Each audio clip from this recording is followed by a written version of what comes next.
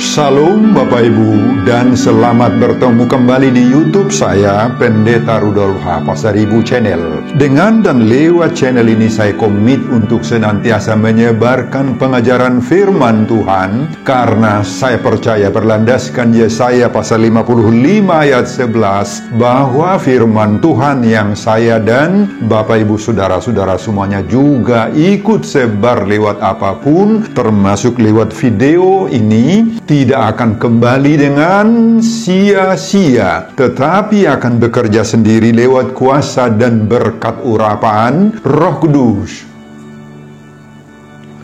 Mari Bapak Ibu, saudara-saudara semuanya, saya ajak membantu saya untuk menyebarkan pengajaran firman Tuhan, khotbah di ibadah Minggu Trinitatis 26 Mei 2024. Terambil dari kitab Yesaya pasal 6 ayat 1-8 dan epistel dari 1 Yohanes pasal 5 ayat 9-13, diikat oleh topik atau tema Kudus, Kudus, Kuduslah Tuhan. Dalam bahasa Batak Toba dituliskan Nabadia, Nabadia, Nabadia do Jehovah Sebaot. Saya baca untuk kita, simaklah pembacaan firman Tuhan berikut ini. Judul perikop Yesaya pasal 6 ayat 1-13 adalah Yesaya mendapat panggilan Allah. Khotbah kita dari ayat 1-8.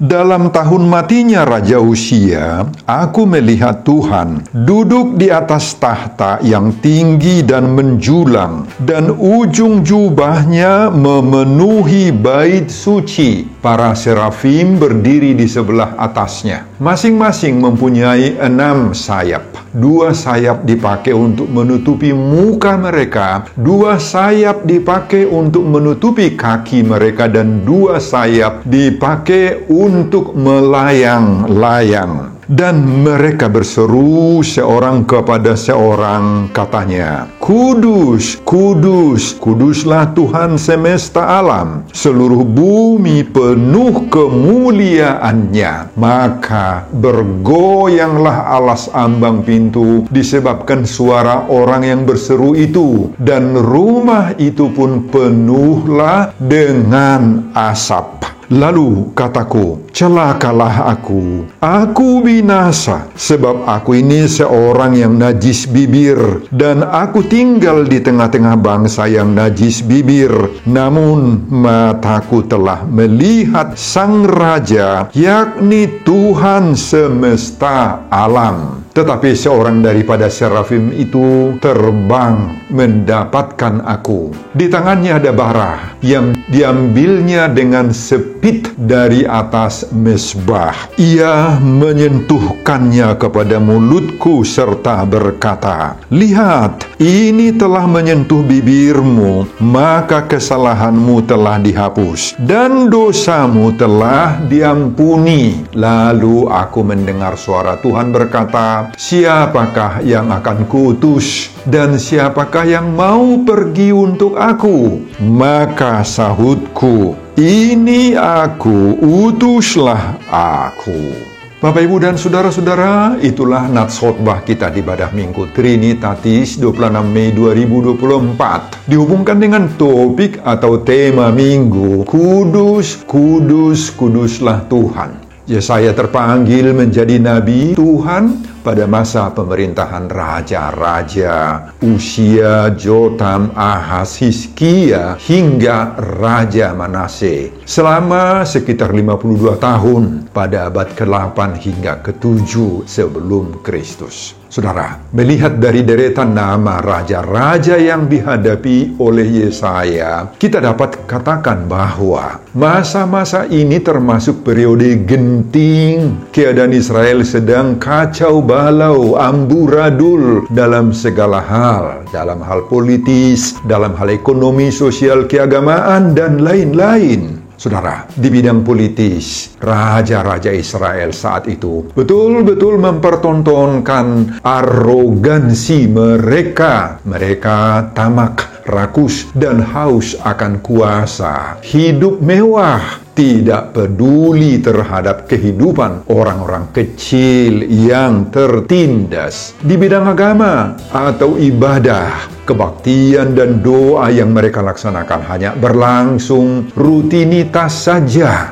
tidak berasal dari kesungguhan hati yang dalam, yang dalam bahasa Toba itu disebut sipaulaula saja. Saudara, makanya pada pasal 1 ayat 3 dituliskan, lembu mengenal pemiliknya, tetapi Israel tidak. Keledai mengenal palungan yang disediakan tuannya, tetapi umatku tidak memahaminya.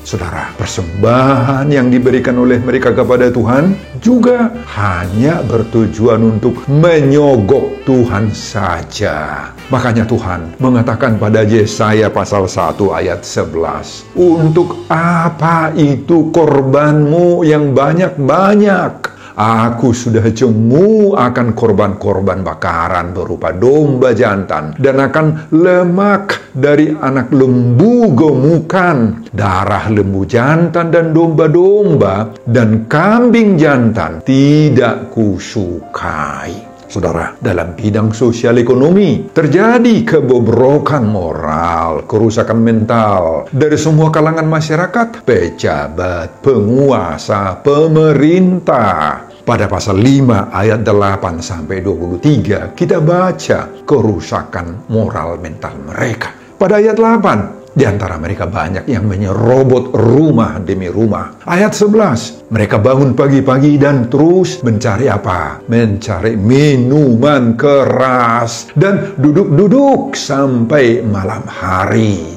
Ayat 20 menyebut kejahatan itu baik dan kebaikan itu jahat. Banyak di antara mereka yang mengubah kegelapan menjadi terang dan terang menjadi kegelapan, yang mengubah pahit menjadi manis dan yang manis menjadi pahit. Kemudian ayat 22, mereka menjadi jago minum dan juara dalam mencampur minuman keras. Mereka membenarkan orang fasik karena suap. Oh Bapak Ibu, hidup masyarakat saat itu secara keseluruhan begitu kacau balau. Dalam bahasa Batak Toba itu disebut dengan lumlam, bobrok artinya dalam segala hal.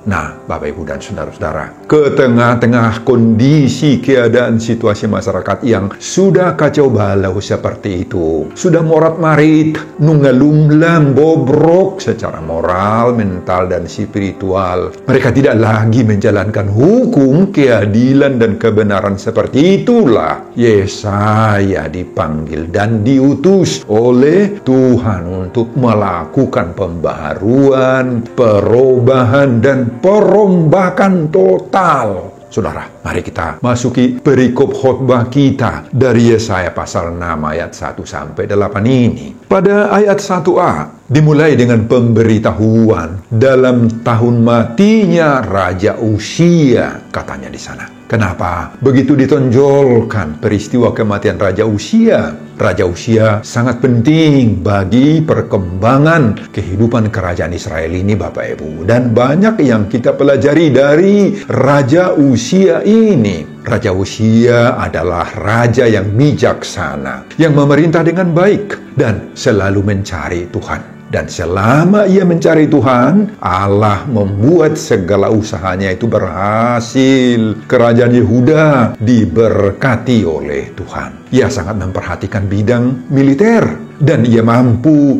menyediakan persenjataan, menyiapkan tentera dengan senjata-senjata jitu. Dia mampu membangun benteng-benteng pertahanan yang strategis. Namun pada akhirnya ia melakukan yang tidak benar di hadapan Tuhan, Bapak Ibu, sehingga dia Raja Uzia ini dihukum Tuhan dengan penyakit kusta. Pada ayat 1b hingga ayat 4 Allah menunjukkan suatu visi penglihatan rohani di bait Allah kepada Yesaya yang sungguh sangat spektakuler. Nah, kepada Yesaya ditunjukkan oleh Tuhan bahwa Allah duduk di atas singgasananya yang tinggi. Pakaiannya meliputi semua bait Allah dan dikawal oleh malaikat serafim dengan sayap 6. Para malaikat itu menyerukan, "Kudus, kudus, kuduslah Tuhan semesta alam. Seluruh bumi penuh kemuliaan-Nya." Nah, akibat seruan serafim ini, bergoyanglah alas ambang pintu dan rumah itu pun penuhlah dengan asap. Bapak Ibu, asap. Pada ayat 5, apa respons Yesaya terhadap penglihatan rohani ini? Yesaya langsung menyatakan, "Celakalah aku binasa, sebab aku ini seorang yang najis bibir, dan aku tinggal di tengah-tengah bangsa yang najis bibir. Namun, mataku telah melihat Sang Raja, yakni Tuhan semesta alam." Kemudian pada ayat 6 dan ayat 7, Allah tidak membiarkan Yesaya itu dilanda oleh kekhawatiran. Allah langsung meresponi ucapan Yesaya itu dengan menemui Yesaya lewat kedatangan malaikat. Di tangan malaikat itu ada bara, lalu menyentuhkannya ke mulut Yesaya dan berkata, "Lihat, ini telah menyentuh bibirmu, maka kesalahanmu telah dihapus dan dosamu telah diampuni." Pada ayat 8, ayat terakhir selanjutnya, Tuhan berkata kepada Yesaya, "Siapakah yang akan kuutus? Dan siapakah yang mau pergi untuk aku?" Dan Yesaya langsung meresponi, menjawabnya, Bapak Ibu, "Ini aku, utuslah aku." Nah, Bapak Ibu dan saudara-saudara, itulah isi khotbah kita di Minggu Trinitatis 26 Mei 2024, dihubungkan dengan topik atau tema minggu. Kudus, kudus, kuduslah Tuhan. Nah, apa pengajaran Tuhan bagi kita lewat khotbah ini? Pengajaran pertama, hidup ini harus menjadi berkat.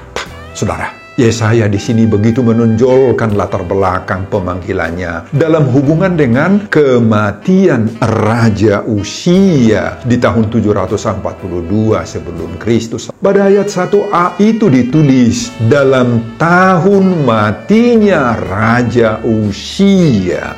Saudara, dari hidup Raja Uzia ada 3 pelajaran penting. Pengajaran pertama, hidup kita harus menjadi berkat seperti Raja Uzia. Raja Uzia, atau yang dikenal juga dengan nama Azaria, dia adalah raja yang ke-10 dari kerajaan Yehuda. Raja Uzia termasuk raja Israel yang bijaksana, memerintah dengan baik sekitar 52 tahun, lama sekali. Rakyatnya hidup dengan aman, damai, makmur. Keadaan politik cukup stabil, sehingga Raja Uzia itu tergolong dihormati. Pengaruhnya sangat besar. Saudara, inilah pelajaran bagi kita di saat ini. Selagi Tuhan memberi kesempatan bagi kita, marilah kita pakai kesempatan itu. Mari kita manfaatkan hidup kita. Kalau ada kuasa, jabatan, wewenang, termasuk ada kepemilikan dengan uang, dengan harta, dengan fasilitas yang ada pada kita, untuk berbuat yang terbaik, perbuatlah yang terbaik kepada orang, kepada masyarakat, di mana kita ditempatkan oleh Tuhan seperti Raja Uzia ini. Pengajaran kedua dari Raja Uzia, segala bentuk kuasa, pangkat, dan jabatan ada akhirnya. Pangkat, kuasa, jabatan, dan kehebatan manusiawi yang dimiliki oleh seseorang seperti yang dimiliki oleh Raja Uzia ini akan berakhir.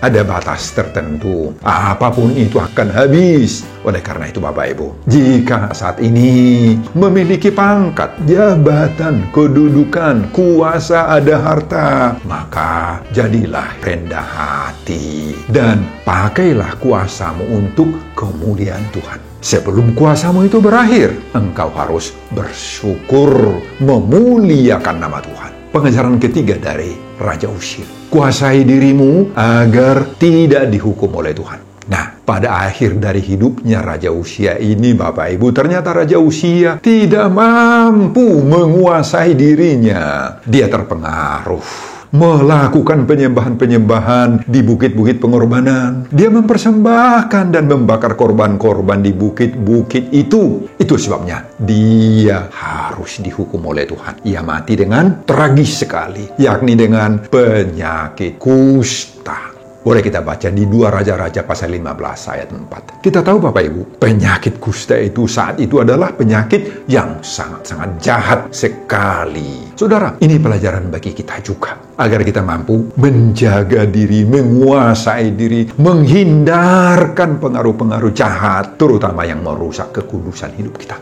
Di saat orang tiba pada puncak kehebatannya, lengkap dengan fasilitas hidup, kemewahan, ada harta benda yang berlimpah, uang yang setiap saat mengalir ke dompetnya, ke simpanannya, ada kuasa, ada jabatan dan wewenang, maka semua itu sering sekali berpengaruh negatif pada banyak orang. Mungkin pengaruh hawa nafsu, pengaruh percabulan, kenikmatan-kenikmatan duniawi, kenikmatan makan minum, pesta pora, dan lain-lain membuat banyak orang rusak secara moral, Bapak Ibu. Maka kita diingatkan sekarang agar kita mampu menguasai, menjaga diri kita agar tidak mendapat ganjaran dan hukuman Tuhan seperti Raja Uzia di akhir hidupnya. Banyak cara dan bentuk hukuman Tuhan itu bisa dialami oleh manusia. Maka mari kita jaga diri kita. Amin Bapak Ibu.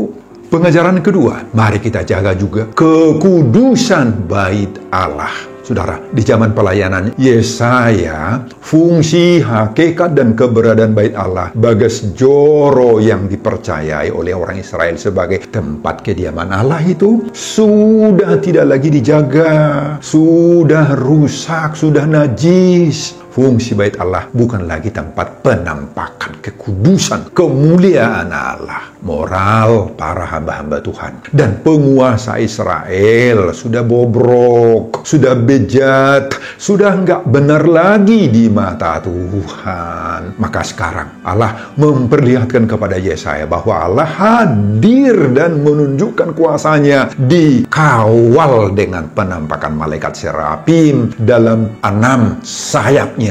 Semua ini untuk mengingatkan Yesaya, Bapak Ibu, bahwa selama ini Allah sudah kecewa dengan sikap Israel yang tidak lagi menghormati kekudusan bait Allah. Sampai-sampai Allah mengatakan pada Yesaya pasal 1 ayat 11 dan seterusnya, Bapak Ibu. Ayat 11, untuk apa itu korbanmu yang banyak-banyak? Firman Tuhan, aku sudah jemu akan korban-korban bakaran berupa domba, jantan, dan akan lemak dari anak lembu gemukan. Ayat 12, Tuhan mencela lagi bahwa kamu menginjak-injak pelataran bait suciku. Ayat 13, jangan lagi membawa persembahanmu yang tidak sungguh, sebab baunya adalah kejijikan bagiku, kata Tuhan. Di zaman pelayanan Yesaya ini, Bapak Ibu, fungsi, hakikat, dan keberadaan bait Allah, Bagas Joro, sudah tidak lagi dijaga, sudah rusak, sudah najis, maceramun di hadapan Tuhan seperti tadi itu. Nah, Bapak Ibu dan saudara-saudara, mari kita periksa bait Allah kita. Jangan-jangan bait Allah kita juga sudah menjadi kejijikan bagi Allah toh.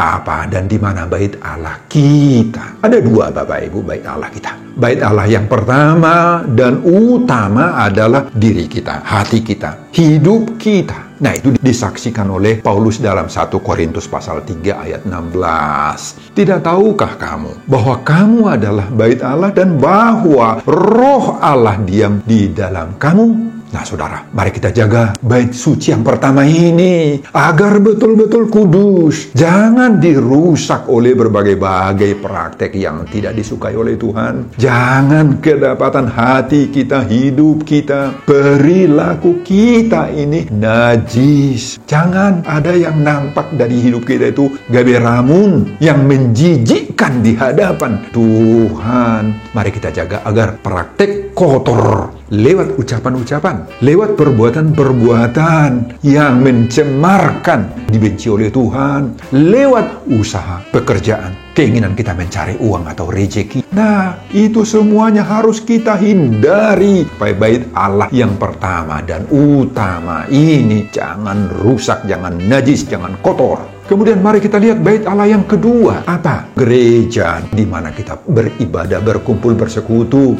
Itulah bait Allah orang-orang Kristen secara fisik. Di sana kita bersekutu baik sesama kita dan orang-orang percaya, khususnya dengan Tuhan, lewat ibadah-ibadah, lewat doa-doa, lewat pertemuan-pertemuan kita. Mari kita jaga agar jangan rusak, jangan najis, jangan kotor. Terutama secara khusus perilaku para pemangku jabatan-jabatan gereja, kapartohonan, akasitua, bibelfrog, diakonis, pendeta, atau para pelayan di bidang ada koinonia, marturia, dan diakonia. Nah, semoga lewat pelayanan-pelayanan kita, para hamba-hamba Tuhan itu, maka keluar dari sana timus asap kemuliaan, kekudusan bagi Tuhan. Semoga para pelayan gereja jangan menjadi sumber-sumber keributan lah, sumber-sumber perselisihan lah. Ada di antara mereka yang saling tuduh-menuduh, yang bisa menajiskan bait Allah kita itu. Hendaklah para pelayan gereja penuh dengan pengabdian, pelayanan dedicated dari hati yang terdalam dan dari dorongan kuasa Roh Kudus sendiri. Amin Bapak Ibu. Mari kita jaga bait Allah yang dua-dua ini. Pengajaran yang ketiga, meski banyak kelemahan, jangan putus asa karena Tuhan memberi kekuatan bagi kita.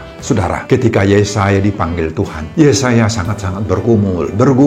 Dia menyadari kelemahan dan banyak sekali kekurangan-kekurangannya. Yesaya mengatakan, "Oh, celakalah aku binasa, sebab aku ini seorang yang najis bibir." Dalam bahasa Batak Toba, marjea mau. Artinya marjea itu celaka, mau, pidum mau. Itu artinya marjea. Yesaya tidak menyembunyikan kepribadiannya yang serba lemah, apalagi kelemahannya dalam berbicara. Bibirnya najis, Bapak Ibu. Nah, tetapi Tuhan tidak membiarkan dia celaka, marjea, pidum, mau. Tuhan gak membiarkannya. Tuhan justru menguatkan Yesaya dengan cara menguduskan bibirnya, mengurapi lidahnya, memberi kuasa baginya untuk berkata-kata penuh wibawa, marsahala. Saudara, kalau Tuhan memanggil dan mengangkat kita melakukan tugas-tugas apapun, baik itu sebagai pekerja di bidang-bidang pelayanan umum atau pekerjaan yang sesuai dengan profesi kita masing-masing, maupun terpanggil menjadi hamba-hamba Tuhan di tengah-tengah pelayanan persekutuan gereja, kerohanian, dan lain-lain. Nah, pasti kita memiliki berbagai-bagai kekurangan, banyak kelemahan-kelemahan kita, ketidakmampuan kita, bahkan banyak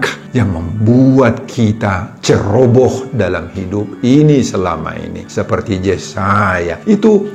Namun saudara jangan berkecil hati, saudara jangan berhenti sampai di situ. Kita harus minta urapan, penguatan, jamahan daripada Tuhan atas kekurangan-kekurangan diri kita, atas kelemahan-kelemahan kita, atas segala kecerobohan diri kita yang mungkin ada selama ini, agar Tuhan datang menyuruh serafimnya, malaikatnya, untuk memperbarui, untuk memperbaiki, untuk memampukan kita menunaikan tugas panggilan yang diberikan oleh Tuhan lewat lembaga-lembaga atau organisasi-organisasi di mana kita melayani. Saudara bisa dipakai oleh Tuhan dalam tugas sebagai apapun. Sadarin itu Bapak Ibu. Saudara bisa dipakai Tuhan. Yang penting pertama-tama kita harus menyadari terlebih dahulu berbagai-bagai kekurangan-kekurangan kita. Dan kita mau belajar, kita mau diajar oleh Tuhan. Tuhan akan membawa bara api rohani untuk memperlengkapi diri kita, diri Bapak Ibu sendiri, agar layak menjadi utusan Tuhan melakukan berbagai-bagai pelayanan, berbagai-bagai misi Tuhan, di mana Bapak Ibu dan saudara-saudara mengabdi. Di saat itu kamu akan diberkati oleh Tuhan, kamu akan berhasil dan sukses, dan kamu akan menjadi berkat. Amin Bapak Ibu dan saudara-saudara. Pengajaran keempat, apa responsmu terhadap suruhan dan pengutusan Tuhan?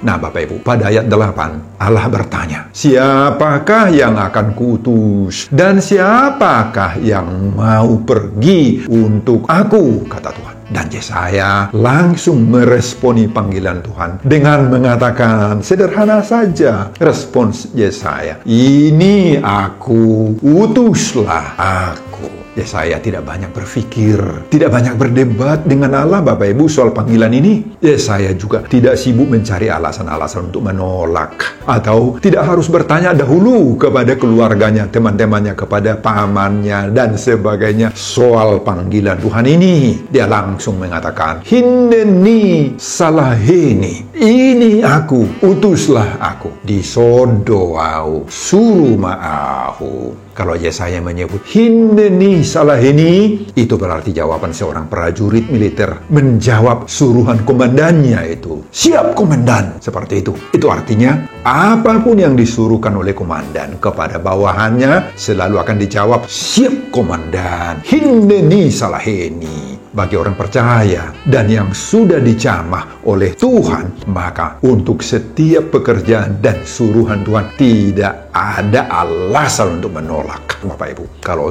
Tuhan yang menyuruh, maka kita tidak boleh ragu-ragu untuk membuat keputusan. Siap, ready, hineni. Itulah jawaban kita untuk melaksanakannya. Tuhan akan mendampingi, akan menolong, menyanggupkan kita. Kita percaya bahwa seruan Minggu Trinitatis 26 Mei 2024, kudus, kudus, kuduslah Tuhan. Nabadia, Nabadia, Nabadia do Jehovah Sebaot, itulah sumber kekuatan kita dalam segala pelayanan kita. Amin Bapak Ibu dan saudara-saudara. Sebelum saya mengakhiri khotbah ini, kembali saya mengajak Bapak Ibu dan saudara-saudara untuk membantu saya menyebarkan firman Tuhan. Khotbah di Minggu Trinitatis 26 Mei 2024 dari Yesaya pasal 6 ayat 1 sampai 8 ini, agar kita semakin percaya kepada seruan topik Minggu Trinitatis itu, kudus, kudus, kuduslah Tuhan. Nabadia, Nabadia, Nabadia do Jehovah Sebaot, termotivasi lewat khotbah ini. Simak juga video-video khotbah saya yang lain agar Bapak Ibu dan saudara-saudara memiliki sentuhan dan pemahaman rohani yang semakin diperkaya. Buka di YouTube saya, Pendeta Rudolf H. Pasaribu Channel. Selamat mengikuti ibadah Minggu Trinitatis buat kita semuanya. Tuhan Yesus memberkati kita. Salam Horas. Amin. Bapak, terima kasih untuk firman-Mu di Minggu Trinitatis ini. Betul-betul seperti Yesaya menerima panggilan Tuhan, banyak pergumulan, banyak tantangan yang dihadapi, bahkan merasa dirinya najis bibir, tetapi Tuhan menguduskan dia. Demikianlah juga kami, Tuhan. Kalau Tuhan mau memakai kami, Tuhan akan menyanggupkan kami. Meskipun banyak kelemahan, kekurangan, banyak kenajisan-kenajisan yang kami hidupi, namun Tuhan akan membawa api rohani dari surga untuk membuat hidup kami kudus. Kami harus mampu mengatakan, ini aku, utuslah aku. Berkatilah hamba dalam mempersiapkan khotbah-khotbah berikutnya Tuhan, untuk kemuliaan kebesaran nama Tuhan. Dalam nama Yesus Kristus saya berdoa. Amin.